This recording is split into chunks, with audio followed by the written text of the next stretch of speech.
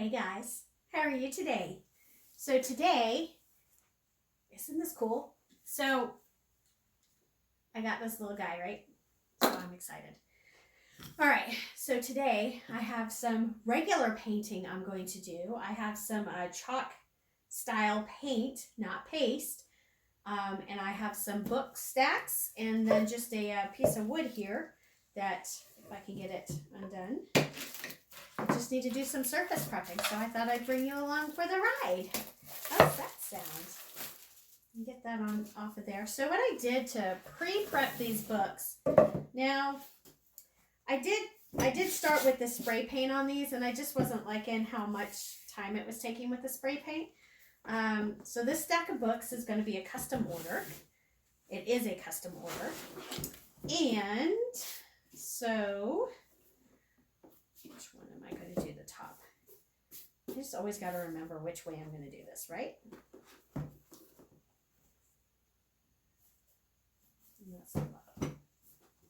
Okay, so what I had to do, because you know these books, the great thing about these books is they will have these little indentations. You know, when you get a book, it's got the lettering on the spine.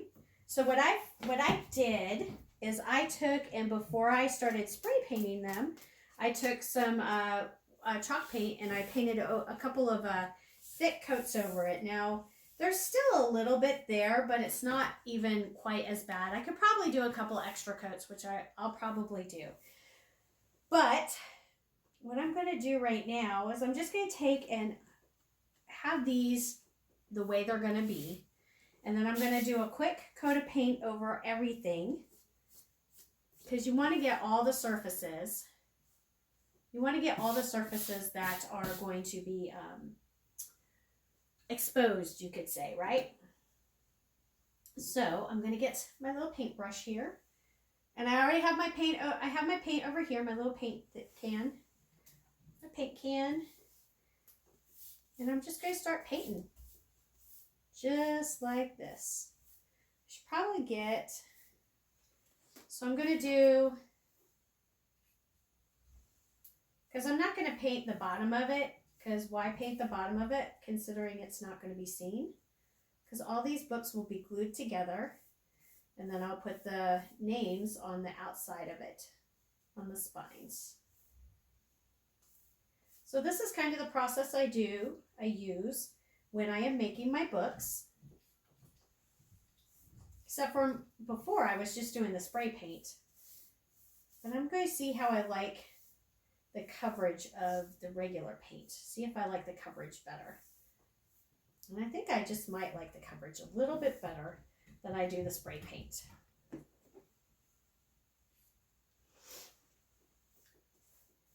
And I think it's going to go further faster.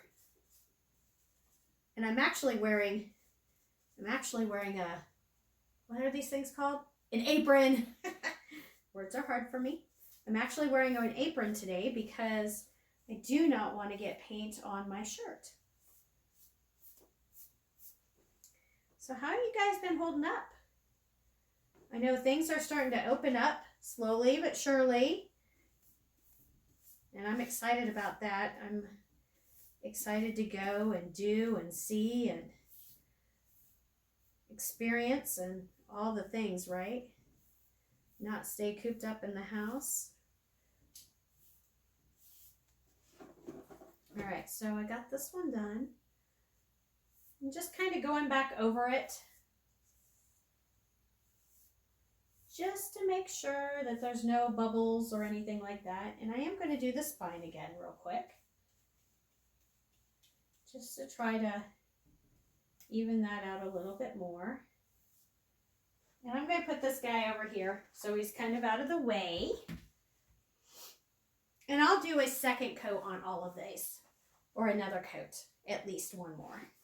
So this, I'm not going to paint the top or the bottom. I'm only going to paint the sides of it, because the top and the bottom will be hidden. Now I will get the edges of the top and the bottom though, because you do not want there to be a little bit seen, just in case it's not perfectly centered. But for the most part, the tops and the bottoms will remain unpainted. And I'm a messy painter, guys. I'm not going to lie. You should see it when I paint the walls and the house and everything. It's not pretty. Trying to make sure I get all the edges too. So when you guys get book stacks, because they're a cool little thing right now, right? Do you prefer, because I've seen it done kind of both ways, do you prefer that the cover be left on it? Or do you prefer that the cover be taken off, and then you just kind of get the inside of the book? Well, that's really, really dripping on me down here, guys. So I'd like to know, what is your favorite? I haven't ever taken the book covers off. I prefer to leave the book covers on. Although that kind of gives it to where it's a little bit, should probably have something to put those on, but that's okay. Well, I'm gonna have some cleaning to do here, because I'm messy. So I've never taken the book stacks, the cover off of the book stacks. I've always done it with the cover on. And I just think it gives it more character, and it just makes it look like a book stack. But I'd love to hear what your thoughts are. I'm just going to sit here and paint this guy. So painting doesn't really take that long. And then once I'm all done painting these, after it's all dry, I will chalk on them. I've got to make the stencil still, but I worked out with the person, my customer. I worked out with her on the font that she wants. Now, as you saw, these books are all different sizes. There's 3 different sizes. So the top 2 books are the same size. They're both like 1 inch. And then the bottom 2 books, the bottom book is like 2 inches, and then the next to bottom book, this one right here that I'm painting, is like 1.5 inches. So they are different sizes. And I think, well, I know what I'm going to do. All the lettering, the names are going to be the same size font, just to keep it standardized. So I think that'll turn out pretty cool. What do you guys think? I'd love to hear about it below. As you're hopping on, say hi. Let me know where you're watching from.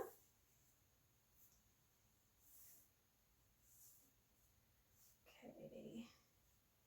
Just trying to get some of the excess out of here, because you don't want it to bubble up or anything, or run.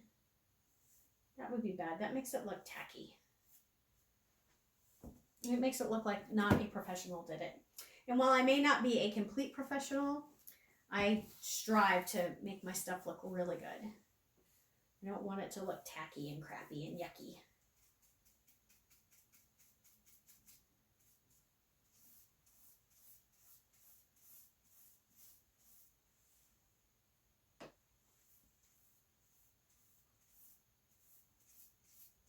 So we're just going to sit here and paint. Kind of like when I go live and show you guys the beautiful view from the lake house, and just kind of sit there and listen to all the sounds. Oh, there goes my dog. He wanted to come in and visit, and then he decided he needed to leave. I'm leaving the dogs inside right now. The weather isn't all that great right now, and plus it's probably about time for the mail to come, which I'm sure that is why my dogs are going absolutely crazy.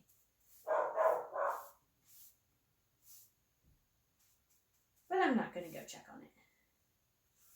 That's what they do. They're protecting me, and I'm okay with that. It obviously wasn't that bad because they stopped barking, and they're starting to come back down the stairs. What, puppers?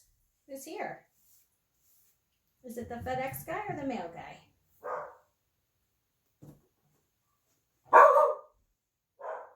Nobody really knows the phone, so.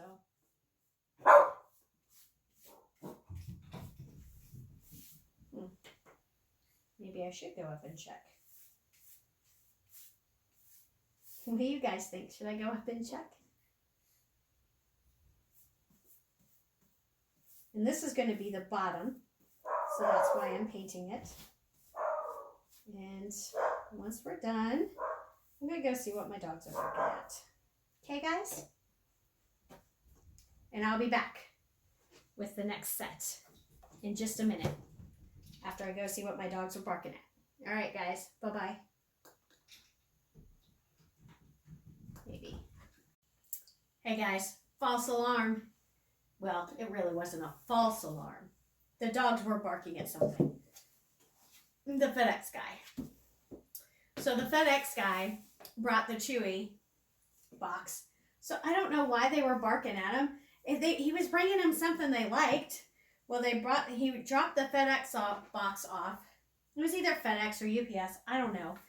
And I don't know why he did this, but he dropped it off over by the garage instead of on the front porch like they normally do. The dogs were inside. They weren't going to get outside. Whatever. I'm over it. So I got the heavy box inside. Do you guys have any complaints or issues ever with your delivery people? And I'm not trying to be rude or anything, because for the most part, I have no complaints. I'm not going to lie. I really don't. For the most part, everybody's great. My stuff gets delivered most of the time to my house. All right, so this is how this is going to be. You see how these are stacked differently? So I'm going to have to do it slightly different because there are 3 different sizes. These 2 fit perfectly together, and this is its own size, but I kind of like doing that. I don't know, maybe I'll make it just a 2-stacker. We'll see. Anyways, so what I was saying, sometimes the UPS guy and the it's normally the FedEx guy. The FedEx guy has an issue with delivering stuff to our house, and I don't know why that is. I do know you put our address in, and it doesn't always bring you directly to our house. It kind of brings you to the middle of the road somewhere, which is weird. But I don't know. I have numbers on my house. My mailbox is across the street, so with a bunch of different mailboxes. So you can't look at the mailbox, but I do have numbers on my house. So I'm still trying to figure out why they can constantly deliver my stuff to the neighbors. It happens a lot.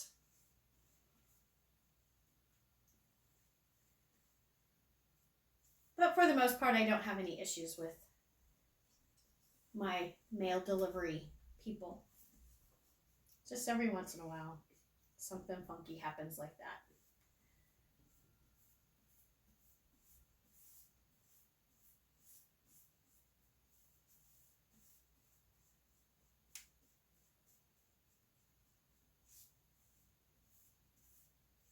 I do try to keep my dogs inside, though, when I know that there's going to be a delivery, because if they see my dogs outside, they just kind of drive on by. They won't even deliver because the dogs are outside.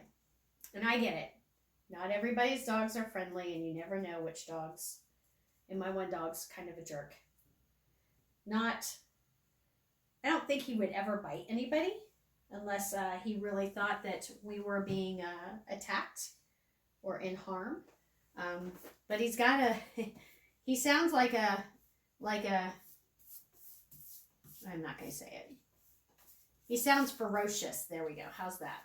He does sound ferocious. But he's a little dog. I know little dogs can be terrible too. But he is. He's a little Jack Russell Chihuahua mix. He's a little dog. He's got a little dog syndrome. Let me tell you. That dog. Whew.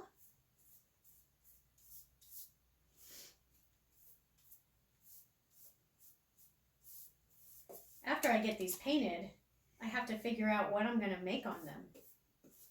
Do you guys have any suggestions on what I should make on these guys? I haven't the foggiest what I'm going to do. I know the white ones that I just did before I had to go check on my dogs. Those are a custom order. So those will be, I already know what I'm making on those, but I don't know what I'm going to make on these ones.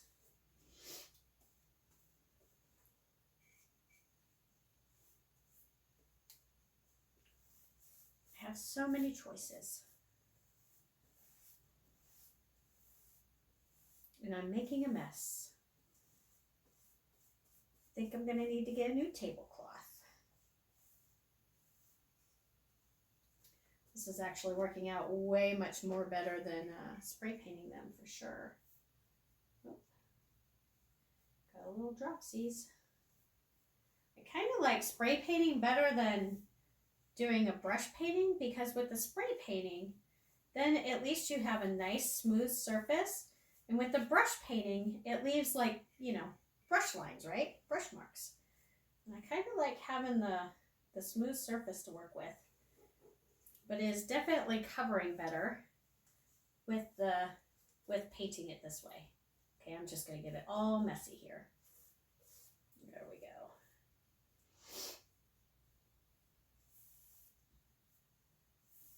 That's better. That worked out better.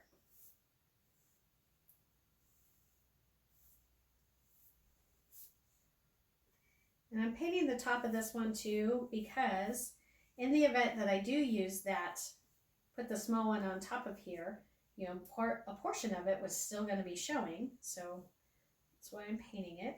But if I don't use it, if I just do two books in this one, then I'll still need to have it painted. But I'm not going to paint the bottom. That looks so much better. It doesn't want to adhere to that white though. There we go. Got gray.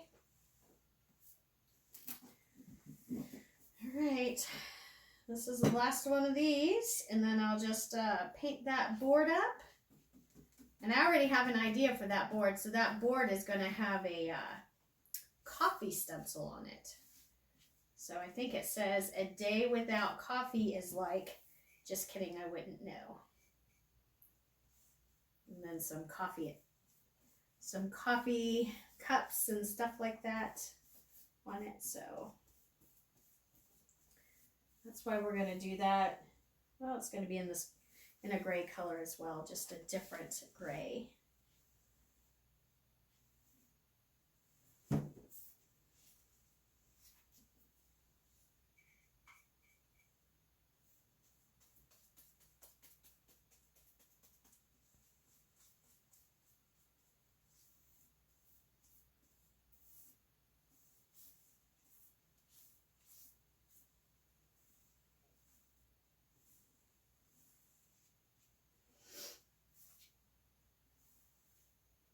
Always want to make sure you get all edges of it. So this way it looks nice and pretty. And of course, I'm going to have to get this seam.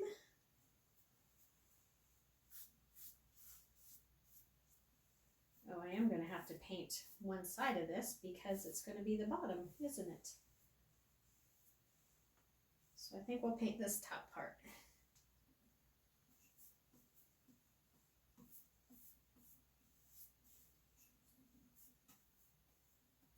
Ooh, it's making my hand hurt. It's another reason why I don't like painting with the paintbrush. My hands are old and get all kind of hurty. Speaking of hurty, I did go to the chiropractor today. Gosh, that was the most wonderful feeling in the world.